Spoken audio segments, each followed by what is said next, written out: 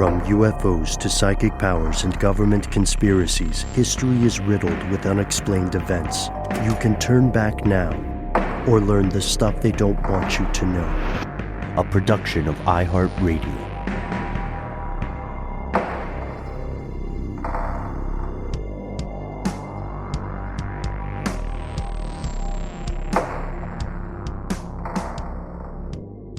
Hello, welcome back to the show. My name is Matt. My name is Noel.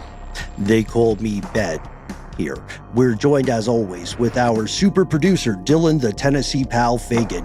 Most importantly, you are here. That makes this the stuff they don't want you to know. Guys, we all remember our recent two-part series on diplomatic immunity, right? Who could forget? It was a golden time for the podcast. We don't want to have plausible deniability on that. Oh, man, I already messed it up. It's too late. Cover blown. Yeah, we dove deep into fact, fiction, corruption, and controversy surrounding this strange sort of rubric we collectively call diplomacy and modern civilization. Please check out the series. We get weird with it, but folks, remember this. Everything we talked about in those previous two chapters, that applies to the formal, official stuff. As we teased earlier in part 2, there's an entirely different layer of diplomacy the public does not know about largely. So, what do you guys think? You want to get into some shadow diplomacy? Whoa. Sounds Sorry. weird. I think I unmuted my mic and it like pinged the spring on my on my mic arm. That was a wild I say sound. we keep it. I think we got to, and the We have commentary. to. But We to have answer your to. question, Ben, we also have to dig these particular rutabagas. As tourists. Diplomatic rutabagas. As tourists, not Mhm. diplomats. Fair.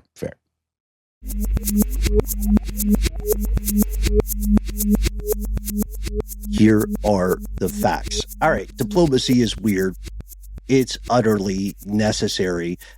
We talked about it a little bit, but something like diplomacy existed ever since the world's first human tribes and then later civilizations figured out they did not have to kill each other, ... immediately. Yeah, that's always nice. Outsiders show up. Oh, they must die. Way better if you can say, oh, hello, outsider. How goes thee? Because that's how they talked. Mm-hmm. Hail, fellow thing that looks like us that we culturally do not acknowledge. What ho? as a thing. Yeah. for sure. Yeah, what ho? That's a good one. Mhm. So all of this created what you might call a new subclass of the old social strata, with rulers sending envoys to enemies and allies in order to partake of a certain gentleman's agreement. You know, this whole idea of killing the messenger being sort of a bad move, right? Like not particularly tenable. Otherwise, how are we going to talk to each other if I have to send my man to parley with thee and then I get his head back in a basket? Doesn't really encourage an open discourse. Yeah.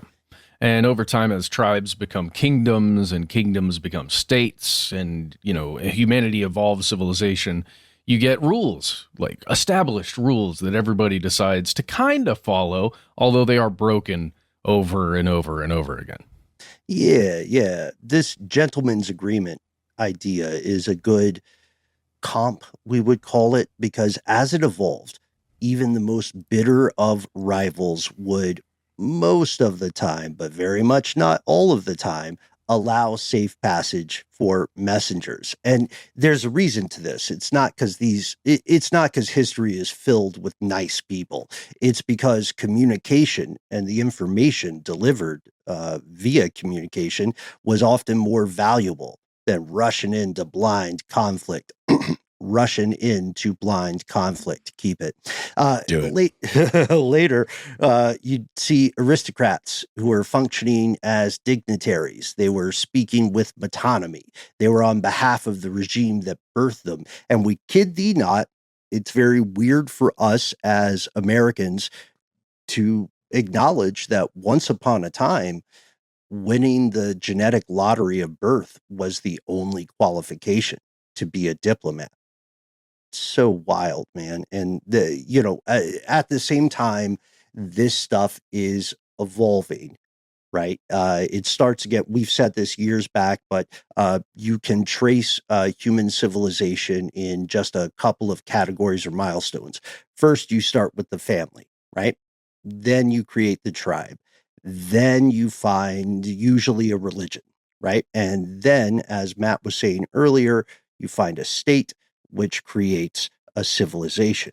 And so what we see is, in step with this rise of communication, this rise of sophisticated civilization, another subclass of diplomacy waxes and wanes. These are spies, informants of every imaginable demographic, right? Slaves, courtiers, merchants, tourists, people who can plausibly travel far and wide, like we talked about in Simple Sabotage or OSS episodes, people who can be in important rooms without being noticed and without being questioned. You know what I mean? I know we're talking about nuclear weapons, but that guy's just room service. Yeah. Yeah. Well, that's why something like the United Nations is so important, because you can actually get people together from all of these modern states and just have conversations, right? Rather than jumping to any kind of conflict, you can go there and you can talk and you can make resolutions and you can say things that really don't do anything, but at least you're saying them so that everyone else knows the position of your country or your kingdom. And we were talking off air about some shows and episodes of different shows that we very much enjoy. Obviously, of course, our touch point here, to borrow that word, is Shaggy, the legendary musician who always says, "It was not me." It wasn't. It wasn't him. Mm-mm. He's got a whole song about it. I did a thing, but it was not me. But I did a thing, but it was not me. And we must find out who, in fact, it was. Isn't the sort of the joke of that song that it definitely was him? Yes. Yeah. Okay, cool. Yeah, cool. she even caught him on camera. Got it. That's right. This is the thing. The present practice of diplomacy emerged from, as you're describing, Noel, this patchwork of off-the-books agreements. And if you look deeper into the modern day, we find more and more legacies of these older systems. Every government knows these loopholes. They know them very well. And the weirdest thing about it, if you really look into it, the weirdest thing about it is no one at the top, no one with the ability to change this imperfect system actually wants to change it. They want it to continue on. I mean, first, I would say nobody's figured out a better system. Diplomacy is like a busted up used car, you know? Did you guys ever have a crappy car? Definitely. Yeah. Absolutely. Oh, wait, I rode it. No offense. I rode in a car. Maybe you did. Yeah, I think so. I had a real bad Toyota situation for a while that would overheat all the time. And it did have a 16-disc changer in it, though, which was a lot of fun. But Matt, how about you? Every car I've driven has been mint, baby. That's... I was about to say you were going to say mid. No, he said mint. You're a car it's man. On record. I mean, diplomacy is like a used car with a slippery transmission. You know, the windows don't always work. There are a bunch of oil leaks you can't ever find.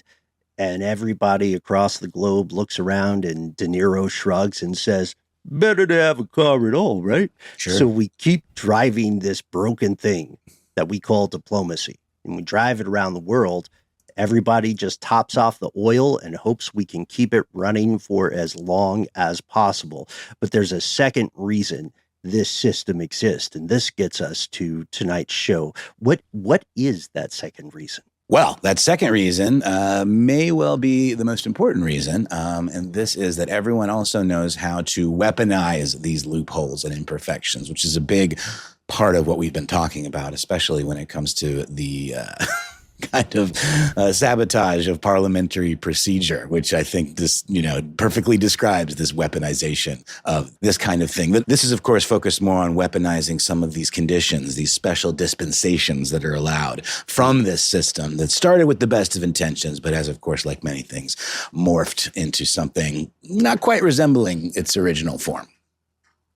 Yeah. No matter what country you look at, no matter how you vote or what your ideology may be, you have to realize the people at the top have all made a unanimous calculation. Knowing what is broken with diplomacy, they say, allows us to clock when enemies get up to shenanigans. And further, they say, if we are smart boys, we're smart chaps, this allows us to leverage those same problems to our advantage. What could go wrong? It's messy stuff. Please check out our earlier series for in-depth explorations of this, along with multiple deeply disturbing examples. The most bizarre thing we have to realize is all of that is formalized. All of the stuff we talked about in those first two chapters, it's real. As Matt said, the United Nations has encyclopedias about this. Essentially, there's a ton of references, policies, rules, and to your point, Noel, gentlemen's agreements. Diplomatic immunity is real. Some people have pulled off wild, heinous things as a result, but they can be punished by their country of function or by their country of origin. Essentially, if you push the envelope too far, decorum be damned, there are going to be consequences, but it's a shady game. That's why there's another class of diplomat that we teased a bit in part 2 of diplomatic immunity. There are folks out there who don't have any bona fides, really. They don't have, their international studies degree from Georgetown. They might just be a celebrity, like Angelina Jolie. They might be a goodwill ambassador. Yeah, or they might be an actual facts national security advisor, but they're operating outside of the primary channels, the channels that anyone in the public from any country would ever know about unless they chose to make it known. Mm-hmm. Oh, and they might be retired as well, right, from official life. You might hear these folks called honorary consuls. That's sort of the Jedi term. There are a handful of other equally vague terms. These are credentials that can be granted by either the origin country or the country of destination. As far as the rest of the world is concerned, these positions, as far as the public's concerned, these positions don't really exist. You see a headline every so often when something goes wrong, but they are collectively called, and with a shout out to our friends at ProPublica and the International Consortium of Journalists, they're collectively called shadow diplomats. So what is it these folks do? We'll tell you after a word from our sponsors, the League of Nations.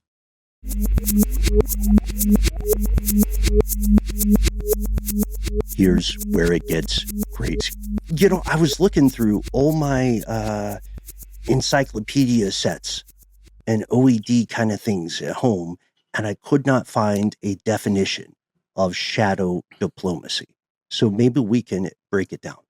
Yeah, it's interesting. So you will see many a news article online that refers to shadow diplomacy or shadow diplomat work or something to this level. And they're often talking about unofficial channels or even sometimes an official person like Jake Sullivan, who was working as a national security advisor, having secret meetings in places that we've mentioned in previous episodes, like Vienna or in Bangkok, or just going to places where there isn't going to be an official meeting between countries, but they meet like and have discussions, right? High-level discussions for things like this. But you'll also have, you'll also find articles that are discussing the exact type of person that we mentioned before the break, somebody who is unofficially acting on behalf of a country that would not be making any kind of decisions or making official statements on behalf of, let's say, the United States, but they're doing it. So it is very strange. It's almost like it's a tough thing to describe because it's someone doing work almost for nothing sometimes. They're volunteers. Yeah. Yeah, yeah. Beneath the surface of the formal negotiations that you'll hear press releases about, there is a network of unofficial envoys, former officials, business tycoons are very popular, as well as celebrities, VIPs like the decayed aristocracy of Western Europe, politically connected fixers, Kissinger was super deep into this kind of stuff. They have a lot of influence on international policy. They hold conversations the public does not know about. A shadow diplomat is a true smoky backroom operative. They have little to no diplomatic credentials. They got, as you were saying, Matt, no salary, no official like bullet pointed list of responsibilities or job duties, no official budget. Again, official. Even if they're deemed honorary consuls, kind of like a professor emeritus position, they are volunteers. So they leverage nepotism, networking, personal connections, right? Let's get past the red tape. I went to Cambridge with this guy's cousin, so I'll just go visit him in Vienna. And sometimes there's subject matter experts as well, right? Like, I'm Eric Prince. I know about mercenaries. Let me have this conversation over in West Africa. I wanted to ask you guys about a specific situation that I couldn't ascertain whether it would be considered shadow diplomacy or regular diplomacy or something else, other. It's diplomacy plus? Maybe. I just don't know, because in my mind, when I think diplomacy, I think officials sitting down. It's a sanctioned meeting of some sort. Mm-hmm. It is known on both sides. Everybody's aware that it's happening and everybody's cool with it happening. And even public statements are made. Hey, we're having talks, that kind of thing. Right. There's a situation right after the Chinese spy balloon situation went down in the United States. I think it was 2023.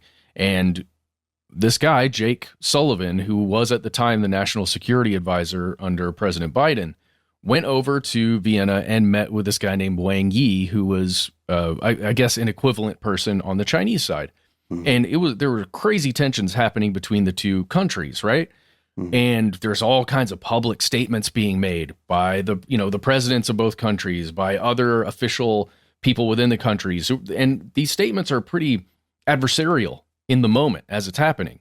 Yet these two guys of high-level positions within the state departments of their countries are hanging out at a bar in Vienna, and then hanging out, at a hotel in Bangkok, and then hanging out in Washington, hanging out in Beijing, and it's just the two of them having talks. And those talks end up being kind of the crux of how China and the United States move forward from, a diplomatic standpoint. Is that shadow diplomacy because it's just two advisors hanging out talking, or is that regular diplomacy? Well, I'm glad you brought that up, Matt, because in our previous episodes on diplomatic immunity, we depicted just such a situation, a little bit more off the books version of it, wherein our three characters are at a cafe, coincidentally in Vienna, and we all dictated which coffee orders we would have. I believe you wanted something in a shoe. Is that correct? Bailey's from a shoe, right? Bailey's from a shoe. That's the only way. Yeah. The only way to take it. Great memory. But so is that just diplomacy then? Is that what we're saying? Yeah. Let me spin this out a little bit more if I could. So the idea then is that there is not a clear demarcation or inflection point, right? A clear border between what counts as official UN statement and some guys hanging out at a cafe. What we see there is that these people had credentials for specified roles, right? Their parent governments have a list of things that they are supposed to do, and these guys are on salary. However, to your question, they are arguably functioning a little outside their remit. Right? Well, yeah. The public only found out about this after Jake Sullivan was on some show, or he was giving a talk, and he mentioned these talks that he had with Wang Yi. And that's the only reason anybody knows that it happened. And those are the primary talks that occurred. It wasn't between President Xi and President Biden at the time. It was these guys. Well, metonymy again. It was via their proxies, just like an aristocrat would go to Hungary, right, and say, I am not the king, but I'm kind of the king in this conversation. So yeah, we did not talk about that. Joe Biden, but I'm kind of Joe Biden for this one. It reminds me of the six-party talks with our friends in Pyongyang, wherein you would have legends like Christopher Hill go up and say, hey, I'm not the president, but for the purposes of this conversation, I kind of speak for him. You know what I mean? I know what he wants to order on the menu. It's weird because the best way to picture the concept, the nice word we use is honorary consul. That's when your government kind of backs you up. They give you a little bit of a letter of marque, as we used to call it. I think the best way to describe it for anyone unfamiliar is through Star Wars. These people have powers. Some are Jedi, some are Sith. The Jedi version represents in a foreign location, speaking on behalf of their home destination, and they assist citizens. They, as Noel would say, promote trade and diplomatic relations, but they do not have full official formal consular powers. So like Dennis Rodman. Yeah, sure. Yeah, like sending the worm to Kim Jong-un. I love that you brought that up. I was talking about that on Daily The Zeitgeist. worm? Yeah, that was his name back in the day. I didn't know that. Or you could argue Curtis Jackson sending signals that he's going to go to Donald Trump and ask him to not pardon Sean Combs, which is also happening. Yeah. Okay, so it's more like Steven Seagal. Steven Seagal in Russia would be another example. Yeah. Oh, okay. Or in the U.S., Steven Seagal may be operating. I don't know how well he can walk at this point. Oh, too many sweeps of the leg, I guess. Yeah, we've all seen the video where he was just where he's doing battle very gingerly. Yes, yes, indeed. He can hear it. He can real Tai Chi master, that guy. But honorary consuls are important because they can often, if they're by the book, if they're doing the right thing, they can often work in regions where there is no official embassy, right? Enemy states. There is no official consulate, frozen relations. And you have citizens from your home country, nationals, living in that place. If you can't get the DOS, Department of State, to advocate for them, then you need a fixer. So an honorary consulate is sometimes a ceremonial position, and sometimes it's a fixer. It's a person who gets stuff done. And this is an old idea. As we said, back in earlier evenings, city-states, empires, they relied on local individuals. The Levant had this, right? Eurasia, Western Europe figured out how to weaponize it, kind of like the ancient art of assassination. Both continue today. Shadow diplomacy and what do we call it now? Targeted killings. Oh, you're going to say advertising. Similar. Yeah. Targeted advertising. I like that. Isn't that funny too, though, how the term diplomatic has kind of come, I mean, I guess it always has meant this, but to say something in a nice way as not to piss somebody off, but also to be kind of stern about it, right? Mm-hmm. Like it's sort of a skill having, the ability to negotiate in these ways and sort of sweet talk a little bit. But to your point, Ben, the weaponization of this whole system is really what we're talking about today. So the folks that we're talking about, the Jedi, for all intents and purposes, from the boring Star Wars movies, let's just be real. The one about the trade embargoes and with the weird alien guys at the beginning, those were a little bit dull. But whatever, we can enjoy Star Wars however we wish. Do you think the Jedi are boring? No, I think the later movies or the prequels where it was really, really focused on like trade wars and all of this diplomatic stuff. That stuff was pretty boring. Yeah, but now we need to go back and watch them with a keen eye. I guess you're probably right. Maybe they've aged interestingly. But again, for the purposes of this discussion, these are our Jedi, these diplomats. They don't necessarily have mind control powers. But we're not talking about them right now. We are talking about more of the Sith Lord versions, right? The chaotic, evil versions of these diplomats. The so-called rogue diplomats who are able to leverage these communiques in carefully calculated, many times untraceable actions in order to manipulate the machinations of government and potentially advance absolutely egregious criminal activities. Mm-hmm. Yeah. Another comparison that is unfortunately timely would be to consider U.S. nuclear submarines, some of the most dangerous vessels on the human planet.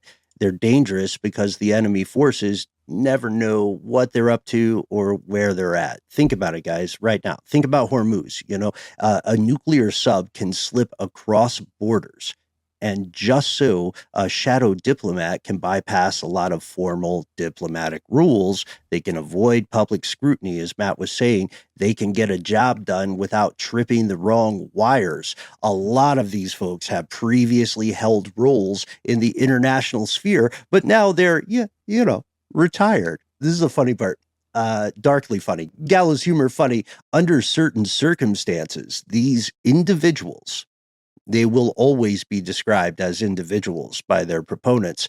They enjoy the benefits of an official diplomat or consul, but they don't have to follow all the rules. We're talking about limited immunity, one of our show's favorite things, diplomatic pouches. Oh my gosh, diplomatic containers. You can't search my stuff, TSA. Here's my little badge. Well, I mean, it's not for nothing that the idea of these rogue diplomats is often used as like plot devices and like spy thrillers and things. And typically when you have a character in one of these types of movies that's shown to be a diplomat, they're often sketchy. It's sort of like the vibe of how these roles have kind of devolved to the point where it's sort of infected the, pop cultural zeitgeist in a way, right? Mm-hmm. Yeah. Guys, just to take it back to Jake Sullivan, former national security advisor. Interestingly enough, he got out of the game, the official game, as President Trump came into office. Then he went over to the Harvard Kennedy School to become a member of the faculty. Guess what his official position is, guys? What's his official position, Matt? He is the Kissinger Professor of the Practice Emeritus of Statecraft and World Order. Oh, dear. No comment.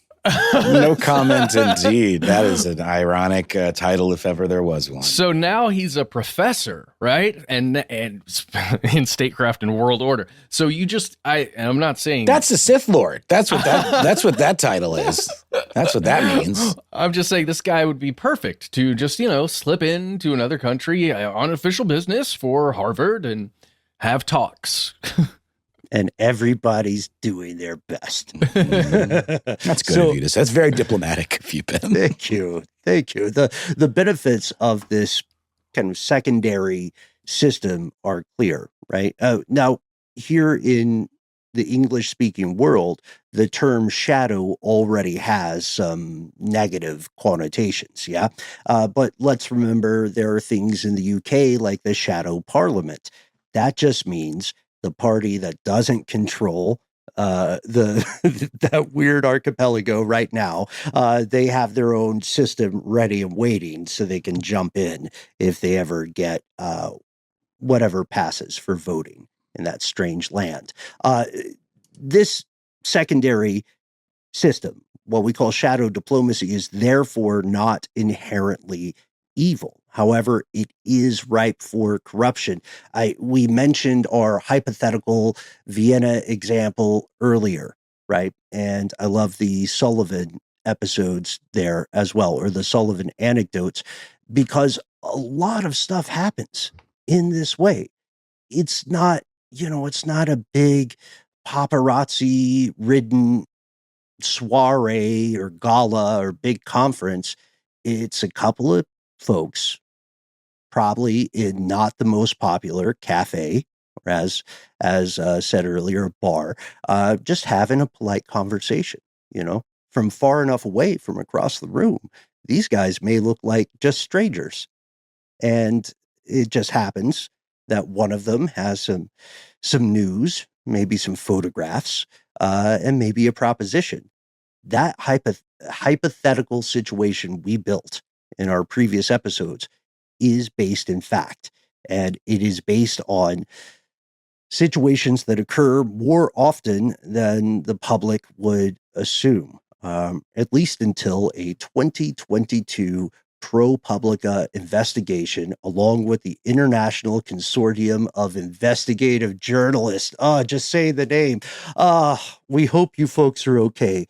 ICIJ, ProPublica, thank you for your work. Please be safe.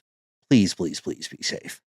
And we're talking 160 different journalists from across the globe. ProPublica does great work, and they, really do kind of enlist some of the best folks out there doing investigative journalism. And the piece begins by stating that the media and governments, quote, around the world have for years described isolated incidents of criminal behavior and other misconduct. Ben's doing the fingers, the ones, could be one of two fingers, among so-called honorary consuls.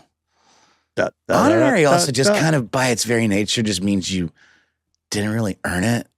Kind of. I don't know. I mean, but then again, it also sort of means that you earned it by your actions, that you maybe didn't go through the proper channels, but you're such a baller and you've done things in this field that we're just going to bestow this title and all of the sweet perks that go along with it upon you, right? Thank you for your donation. Also true. Also true. Yeah, this investigation, we're bringing it up because it's phenomenal. And it doubtlessly got some gumshoe reporters in a little bit of hot water. We got to bring it back. It proves, along with other investigations internationally and scattered about domestically, that there is a massive amount of misuse, exploitation, and weaponization involved of this term we described, honorary consul.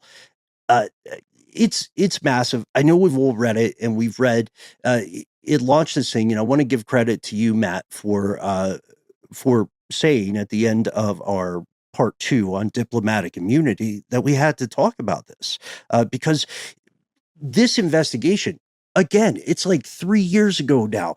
I don't know why I'm tilting my hat like that. It's 3 years ago now, and at the time, it identified no less than 500 current or former honorary consuls accused of crimes, convicted of some crimes, and then also convicted and then getting away, skirting the law.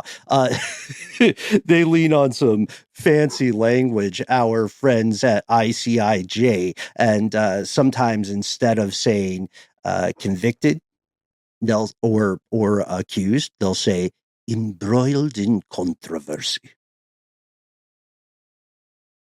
I did my pants. My trousers were embroiled in controversy. Yeah, embroiled. It's so funny, the timid, kind of tepid language of diplomacy. Oftentimes, it's just all these stand-in phrases that sort of take the sting out a little bit, but not really, because we kind of know what they mean. Oh yeah, this is a whole series, by the way. So if you ever want to go down the rabbit hole, I don't even know how many articles there are that ProPublica put out at the time, but there's a whole thing on specific crimes. There's a whole thing on the threat of what this stuff can do to the world, and like how corruption kind of seeps its way in through the cracks of diplomacy here. Well said. Well, and specifically how you can become one of these honorary consul shadow rogues just with a little bit of money going through specific channels with private corporations that will like offer you a position essentially to be this thing that functions in this way. It's very creepy, very weird. Well, and clearly there's no elections or public, input involved in any of this. But what does it take to get one of these types of posts? You have to there has to be somebody within a government that bestows this upon you. It's not just, they're not just passing them out, right? I have a really exciting pitch for you, Noel. Okay. That I sent earlier, and we'll do it on air. All right. Before we continue, we've got to say that again, you're going to hear a lot of disturbing stuff as you explore with us tonight, folks. But it is mission critical to understand that honorary consuls or shadow diplomats do need to exist. There are good apples. There are good badgers in that bag. A lot of them are not, though. A lot of them are not. We're talking about serious crimes, drug trafficking, weapons trafficking.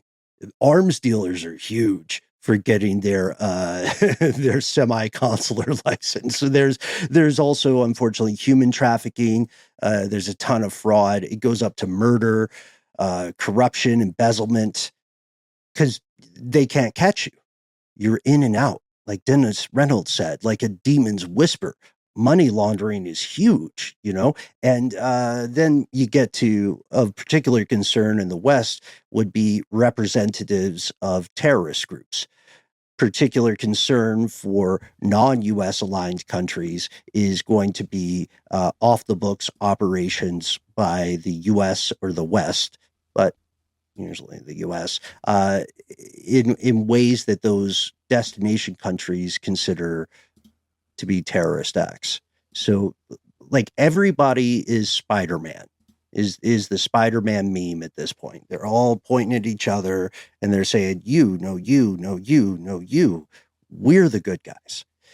It's tough. It's tough. There's arrangement for mass casualty events. We know that. That's proven from Hezbollah out of Lebanon. Other governments are clearly in on this. There is a distressing and purposeful lack of oversight. As of 2025, if I'm recalling correctly, still 78 countries are on record currently refusing to name the people they have appointed as honorary consuls. So let's really think about that. Almost 80 countries in the international order have been asked to name their honorary consuls. They all have to name their official formal diplomatic staff, but something like 80 countries at this point have been asked the question and said, nah, we got other stuff to discuss. How about the World Cup? Who's going to have the World Cup this year? It's here, isn't it? Yeah, we won that one. Yeah, cool. I mean, in Georgia, in Atlanta. I was so not keyed into that stuff. I just found this out. Someone just told me to avoid downtown. So good to know. Good note. Did you get a weird off the books note? Yeah, totally. In a cafe? It was this exactly. Someone slid me a piece of paper. Yeah. They said you were always cool to me in high school. Avoid 75-85 at all costs, which is kind of just general Atlanta advice, but sometimes you got to do it. To this earlier point, we don't want to lose it. You can find private companies and proxy semi-state companies and actual governments offering to appoint you as an honorary consul or a shadow diplomat via what you would call pay-to-play schemes. It reminds us of the golden passports. Remember, we talked about that? I think we circulated amongst ourselves price points. If you give the right countries enough money, you just become a citizen. Did you hear about the Trump thing, the golden green card or the gold card? Apparently it's proved to be quite popular, which maybe isn't surprising, but it also, you got to wonder, who's ponying up the money for that and how much oversight is it into what their actual business is. Yeah. Shadow citizens at that point. So I'm thinking about some of these corporate interests and then intersecting that with what we know about resource extraction and how important that is to global politics and conflict, right? And hot war. And I was looking at something from, I don't know, this outlet, Geopolitical Monitor, might be bogus. Who knows? They were talking about specifically the Taliban and their control of Afghanistan's mineral deposits and the mining industries across the country. And then all of the different, I would say almost corporate / political consuls that end up flowing through the country, attempting to gain more and more influence and then more and more control over some of the iron and other minerals that are in the earth there. And it was interesting the way it was talked about, because it was this line between corporate and political, which is a really weird line sometimes. Mackenzie. Well, yeah. Mackenzie. Sorry, I had a frog in my throat. Oh, yeah. Some of these groups that offer that kind of service, right, where they're going to, well, how would you put it? These consultants, right, that are also sometimes consuls. Another amorphous field that can mean a lot of things to a lot of people. Well, and in the end, they're all vying for control over those natural resources without firing weapons, right? But they're doing it quietly. Yeah, one of the scariest versions of a conversational ICBM is, let's have a little chat, just you and me, you know. And I sound a little bit British there, but they taught us how to say that. Here's the pitch. We tease this pitch.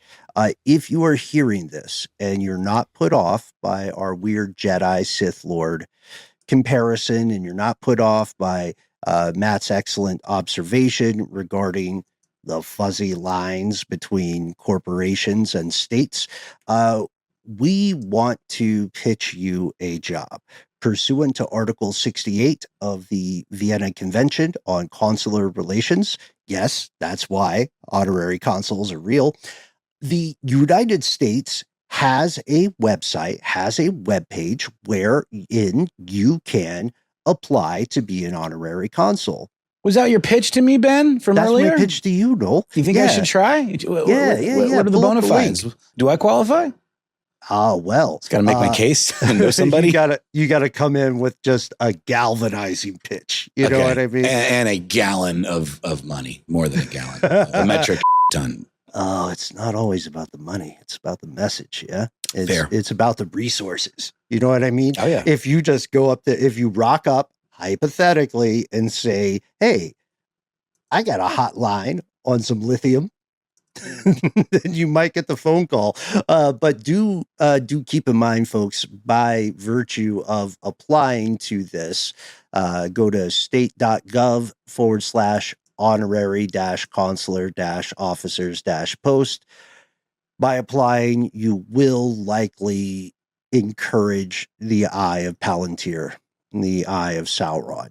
You will be on a list. But hey, you know what I mean? Maybe we've already left the barn on that one because you're listening to a show called Stuff They Don't Want You to Know. How about this? What if we pause and have a word from our good friends at McKinsey, and then get to some specific examples of crime and, I don't know, Matt, no, maybe just some stuff that we think is a little dicey. Mm-hmm.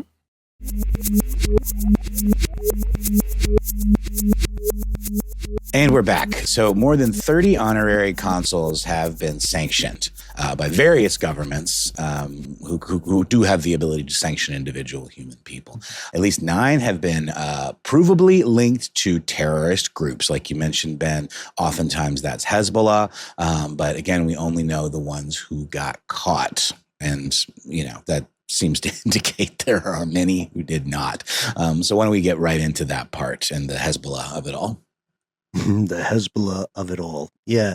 The U.S. is on record at multiple points, even up to recent years, arguing to the international community that Hezbollah and also North Korea, the Eastern European theater, are using honorary diplomatic status in intentional and well-organized ways with very, very little oversight. In 2022, and again, we're leaning on 160 journalists here, the U.S. Treasury Department sanctioned 2 Hezbollah financiers and said, hey, you're funneling money through Guinea, through the African nation of Guinea. And no judgment here, folks, but we need to understand there are 5 countries that sound like Guinea. There's Guyana, which is northeastern South America. there's Guinea-Bissau, Equatorial Guinea, 3 different countries on the African continent. And then, of course, there's Papua New Guinea over north of Australia. So they're talking about Guinea, regular Guinea, signature Guinea out in Africa. And this was being used as a very effective way to move money around sanctions, to wash the money. Makes sense. So David Asher, who is a former senior counterterrorism finance advisor, which is a job. That's a thing. I was about to say it's another. Imagine that first date. Oh boy. Yeah. Imagine that first date. What do you do? Yeah, I am a senior counterterrorism finance advisor. What does that mean? I cannot tell you. For the Department of Defense, by the way. And he had this to say about the Hezbollah of it all. Hezbollah, he said, has realized that if they use these honorary consuls, they can basically move stuff with impunity, and no one is ever going to bust them. You flash your diplomatic passport, no questions asked. Hey, well, that's a big deal, right? So this, we talked about of those diplomatic pouches and the things you could potentially move with them and how large they can be, right? It's not just a pouch. If you imagine a purse or a bag or something, the size that you could fit in your personal carry-on or whatever on an airplane, it could be something that you are shipping, like huge. Probably not a shipping container. Maybe, though. I've never... Yes, no, definitely. Oh, the Swiss do it. Yeah. Okay, all right. Well, that's the Swiss. But think of what you could fit into that thing. And we know for a fact that these kinds of things are moving through. But then if so we're talking counterterrorism finance, right? How do folks who seek to carry out acts of terrorism get those weapons moved around, get the money moved around to pay for those weapons, to pay for all the human beings that are going to be doing all the stuff and their meals and their housing? How do you do that? Well, potentially, at least according to David Asher, you use the cover of diplomatic immunity. 100%. Check out our episode on free ports too. Remember that one? That was kind of a banger. I'm just selling art. I'm a tourist. You know what I mean? I just love this. I do have to stop. Thanks to Dylan, we cut a part of me just cackling off mic. Because we do owe an apology. I'm sorry I sounded prejudiced against the Swiss. We love the Swiss. We officially do. They're good people. Very diplomatic. I was upset, but I feel better now. Me too. Yeah, great. Good. We have calmed the waters. Don't get us. We love your watches. So parts of Africa and the Middle East, or what we call MENA, right? Middle East, North Africa, but also most of the African continent will be rife with allegations of shadow diplomacy. This is where we see our Eric Princes, our Blackwaters, our Wagner Group, things like that. If you thought gas station gambling was a grift, oh, friends and neighbors, those are pennies in comparison to what's happening here off the books. And as we all know, Eastern Europe is another theater of intense concern. The current Russian government, we're not going to caveat this, it's just true. The current Russian government seeks by hook or by crook, by carrot or by stick, to reestablish control over former Soviet satellite states. And they have leveraged the honorary consul loophole to massive effect. Mass Effect. The game Mass Great Effect. Series. Yeah, it's good. Are we doing references? We must. Reference. Never not referencing. Never not reference. In R. All right. So two, again, volunteer consuls, to Matt's point, in North Macedonia a few years back, they got caught out. Because they're volunteers, they can create their own offices, right? Which are not consulates. They may as well just be in an office park somewhere. They were using those as bases for Russian propaganda campaigns to persuade the public of various Eastern European nations against joining NATO, the North Atlantic Treaty Organization. The public always says that propaganda is not as dangerous as ballistic weapons, but I think the four of us would argue propaganda can be just as impactful, right? I mean, the idea itself is the thing that generally gets someone to pick up a weapon. If you're talking about a resistance force or something like that, obviously official soldiers or something are compelled by their superiors, and those superiors are compelled by partly the diplomatic stuff, but also, the resource stuff.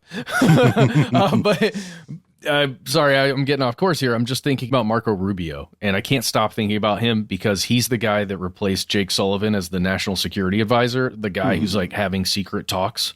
And I'm just imagining Marco Rubio, the guy that we've watched go through multiple elections, and like little Marco. We've seen. Well, no, I don't know about. Guy loves his water. Look, I'll do it. I don't want to. I don't want to insult the guy. We've just watched him in the public sphere, be himself, attempting to win over everybody, and waffling in the public eye. But I'm just imagining him sitting across the table in Vienna and being the guy that this stuff is relying on. The man has no riz, let's just say. Can we at least say that? He's a little awkward. Doesn't seem like he's got the skill set. I have nothing against the person. I just know what I've seen, right? Yeah, and that's part of the issue. We only know what we have seen. We only know what we have learned, and that's a tricky thing too, because I'll dovetail on that with you, Matt. Let's build that together. You, Noel, and me. It reminds me of something you said at the top of the show, Noel, the reference to the OSS. Office of Strategic Services, they're citizen saboteurs. Similar to citizen saboteurs, these diplomats, these Rubios, if you will, these Sullivans, they don't have the same level of oversight you expect from an official diplomat, right? Sullivan functioning in his outlined role, the role for which he gets paid, is very different from some of the exercises and adventures he took abroad. He was technically a tourist in some of these things, just having conversations. And part of this is due to, the murky electricity of functioning at that depth. But the more important thing is governments who provide you this honorary consul position on or off the books. Because sometimes it's not on paper, just to be clear, they always want an arm's length of what we call plausible deniability. So let's say you got a guy and your guy's doing dirt, right? He's supposed to have some conversations, maybe move some money, maybe move some weapons, maybe get a couple of high value individuals to and fro across a border, and then you get caught. And then you can have this superpower as a country. And you can go back to the country that caught you in the cookie jar and you can say, what? Weapons trafficking? You're telling me the Honorable Reverend Jeremiah Run Gun Sith is selling weapons to terrorists? He's also not actually a reverend? Holy jeepers. Run guns? No. That guy, he's a saint. He was at my cousin's wedding. We're as surprised as you. We did not even know his real name. Now that sounds like a made-up example, right? Yeah, but there are statements from, official statements from countries that discuss just how little the state has to do with the stuff that they're honorary and not honorary consuls do. What's the opposite of honorary? Official. Podcaster. Well, yeah, no, it would be something to do with being shamed. I don't know. Never mind. Oh, dishonorable consul. Exactly. There we go. The admonished. Yeah. Sure. I rescind my minutes and give them to the dishonorable consul. I reclaim my time. Yes. I remember when we had that phase for, must have been a year, where we started to say, I yield my time to each other. We did say that a little bit. Yeah. We had a phase. You know what? There's something kind of diplomatic and gentlemanly about that. And I yield my time. Guys, speaking of Spain and dishonor, did you hear about the recent trend in Barcelona of folks running through with squirt guns, with water guns, and spraying all the tourists that are hanging out in the beautiful cafes? I have heard about that. Yeah, and I'm persuaded by your Castilian. There's videos of it, actually. No, wait a minute. Oh, you know what? It's a sequence that happens in the White Lotus in Oh. Thailand, where that show takes place. There's literally a very similar thing to exactly what you're describing, and they have to run away from the locals who are totally punking them with squirt guns. So this must be a global phenomenon. Western Europe is not reacting well to what they see as over-tourism. Agreed. Yeah. Well, I didn't know anything about it. And as a young kid who rode through Barcelona and hung out in those cafes, I feel terrible. But yeah, I was just there. I didn't get squirt gunned, thankfully. And I tried to always, when I'm traveling, not be a dick, of course. But yeah, for sure. Well, I'm sorry to do this thing on the side here, but it's like just knowing that the amount of rent that you have to pay or that is being offered there that is so high for the tourists to come through and rent an apartment for a week or 2 weeks or whatever is reducing the ability for human beings that actually live there in Barcelona to be able to afford rent. It's crazy. Yeah, it's true. It's happening. And there is validity to the issue. And we're not the tourism board of Spain officially. But what do they have to say about this whole thing? Well, one time back in 2019, the government of Spain said consuls act completely autonomously and are not controlled by the state they represent. The Spanish government has no chance of intervening in their affairs. No chance. Dylan, beat me. What the like why would you say that? You know what I mean? That's like the president of the United States. I don't care about the politics on this one. That's like the president of the United States saying, hey guys, once the Navy like gets out of sight from the shore, we don't know what they do. You know what I mean? That is crazy. They're just a couple wild boys on a boat. It's like I'm imagining some of these video games where you just summon a creature and then it kind of just acts on its own, however it's going to act. And then Spain's just over there going, all right, you're a consul. Oh. Oh my God. How long does this summon last? Make no mistake, though. This plausible deniability is exactly why this practice exists. It occurs also in Asia, in Myanmar, in the international black hole of Laos, also our friends in Pyongyang, we discussed previously. It's kind of like in that theater, it's kind of like the shenanigans in Eastern Europe, how Russia has orchestrated these things with these three Asian countries widely suspected of being operated as proxies for factions of the Chinese government. It doesn't stop there. You know, the shadow diplomats, Sith and Jedi alike, they're all around the globe. This is old beans. It's an open secret. It goes past, we always talk about human stuff, and we usually have to talk about just the 6 continents. Shadow diplomacy goes to the 7th continent. It goes to Antarctica. It goes to outer space. Think about it. We got a small population on the ISS. They're international. We got small pockets of populations in different research facilities in Antarctica. They are functioning in some way similar to shadow diplomats. They simply have to. Oh, for sure. We've got a Japanese car maker rolling through and producing the best reusable rocket prototype that has existed in a long time. Shout out Honda. Yeah, while SpaceX is blowing theirs up like as they're testing. Well, there's going to be some weird talks, backroom chats with, official spacefaring private corporations and state-run space stuff. Yeah. Yeah, and if you can't make it to Vienna, meet us at Dave & Buster's. We'll have a little chat. Can I go, guys? Yeah, bro. Oh, hell yeah. Yeah, you're like the main one. No, that's so sweet. We've outlined the primary benefits, issues, and consequences of this dangerous game. And we have dogged, rightly so, on some cartoonishly heinous villains. It's our remit.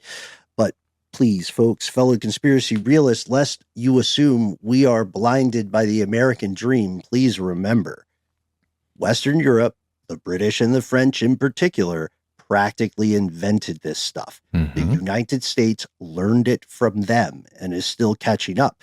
The U.S. currently has, or had, its own vast roster of these off the books individuals functioning in some version of this capacity, donning the sheep's wool or the fig leaf of something like diplomacy and puppeteering chaos abroad the entire time.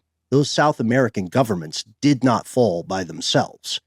I don't know how much we want to say about that. Well, we also had the Jedi versions, right? We had certain very influential chefs who were on television at the time who would roll through and do positive stuff and just nudge someone a little bit because they were a fan. Like, there's good stuff and horrifying things, as you said, with the fall of many a government and the coup after coup after coup. Coup after coup after coup. There's also this other thing that happens, and I wonder if this happens with countries across the world and is not just a U.S. thing, but I think it is shadow diplomacy. When there's a changing of the guard between elected officials, like let's say a president or a prime minister, the moment or the time between the president who is going out of office, that lame duck presidency thing that occurs with all elected officials, right? The time before the new guy comes in.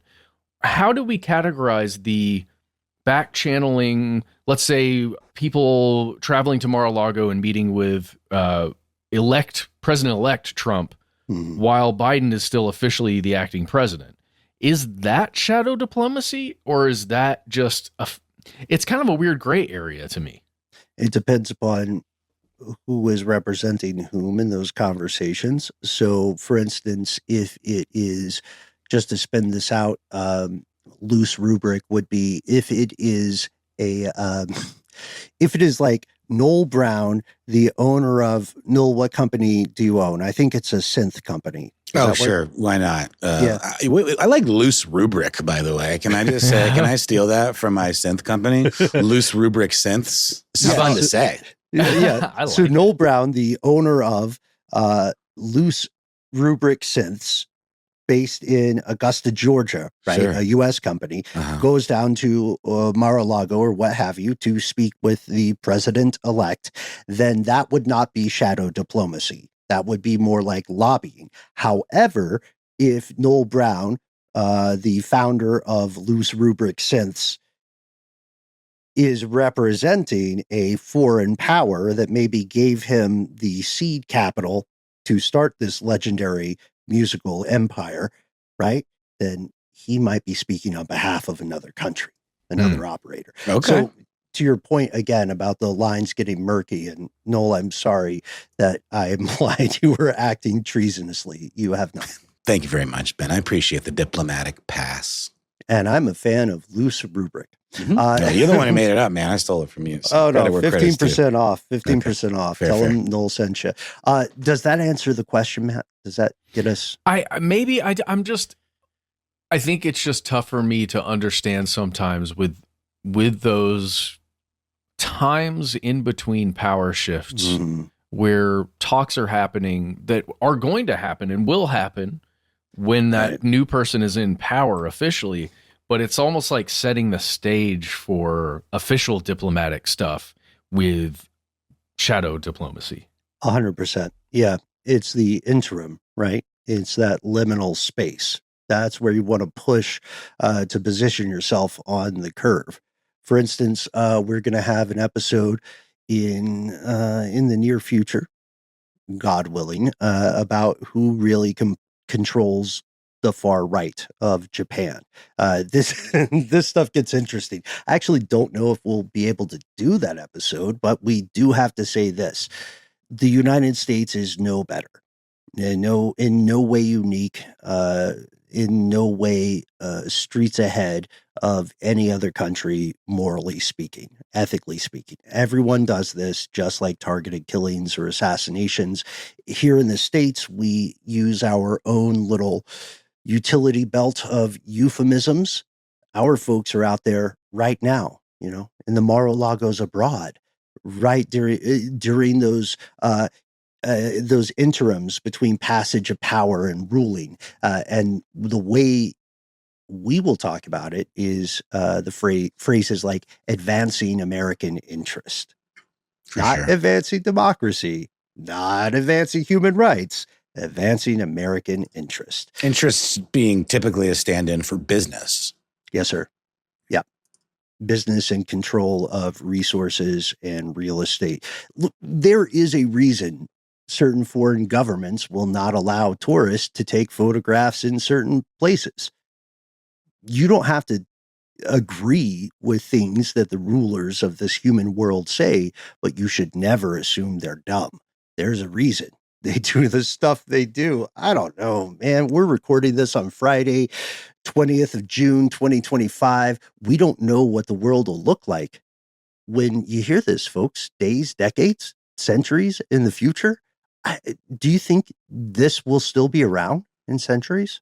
It seems a little odd. I mean, I just mean that maybe there isn't a better way, but mustn't there be? I don't know. You tell us. I think there's always going to be, hopefully, I pray that diplomacy is around, right? Because that's the only way I just to get mean the things system done. as it exists, like in this stage. But yeah, diplomacy as a concept is great.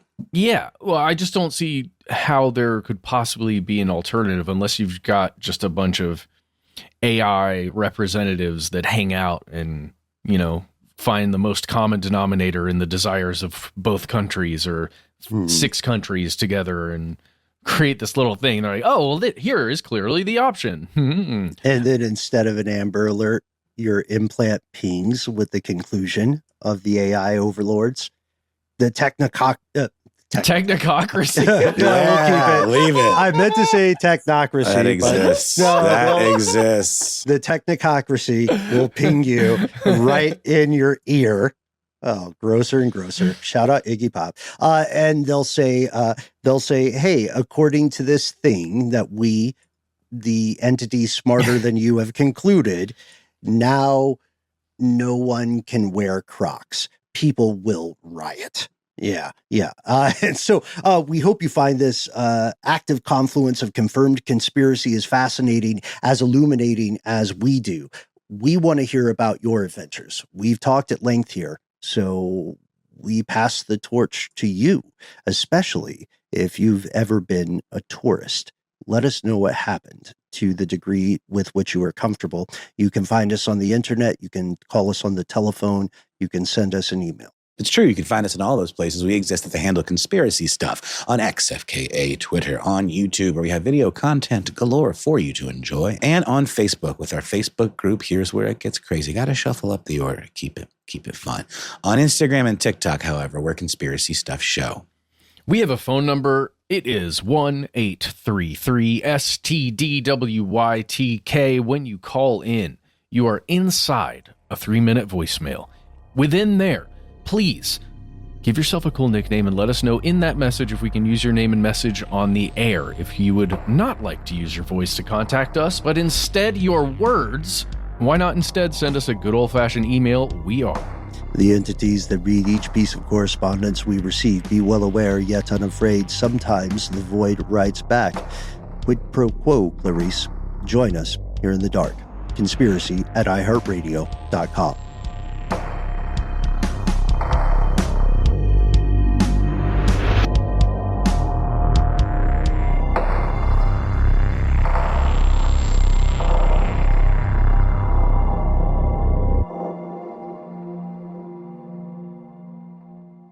Stuff They Don't Want You to Know is a production of iHeartRadio. For more podcasts from iHeartRadio, visit the iHeartRadio app, Apple Podcasts, or wherever you listen to your favorite shows.